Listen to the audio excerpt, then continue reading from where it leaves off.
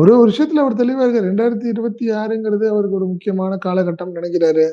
ம். முக்கியமா ஃபர்ஸ்ட் எடுத்துக்கலாம். நீங்க வந்து ஈரோடு கிழக்குல அவர் போட்டியிட்டு இருக்கணும். போட்டியிடல.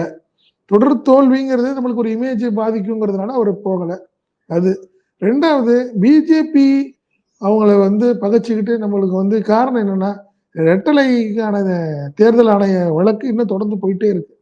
வாய்தா மேல வாய்தா போயிட்டு இருக்கு. இன்னும் ஒரு முடிவு ஆகல. ஸோ அந்த ஒரு பயம் அவருக்கு இருந்துகிட்டே இருக்கு. ஒருவேளை நம்மளுக்கு சின்னம்ங்கிறது ஒரு கேள்விக்குறி ஆயிருமோன்னு ஒரு பயம் இருக்கு.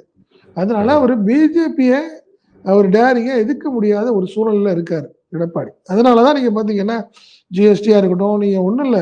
நீங்க பட்ஜெட்ல நம்மளுக்கு வந்து தமிழ்நாடுங்கிற வார்த்தையே இல்லையே! ம். அப்படிங்கிறத கூட அவர் ஸ்ட்ராங்காவோ, ஒரு தைரியமா பேச முடியல அவரால. சாதாரணமா ஒரு அறிக்கைய குடுத்துட்டு அப்படியே ஒதுங்கிக்கிறாரு. அப்படியே இல்லன்னா கூட அடுத்த கட்டத்துக்கு நீங்க ஜெயக்குமார் இந்த மாரி ஆட்கள்ட்ட பேச சொல்லிட்டு அவர் அப்படியே ஒதுங்கிக்கிறாரு. அதுதான் உண்மை.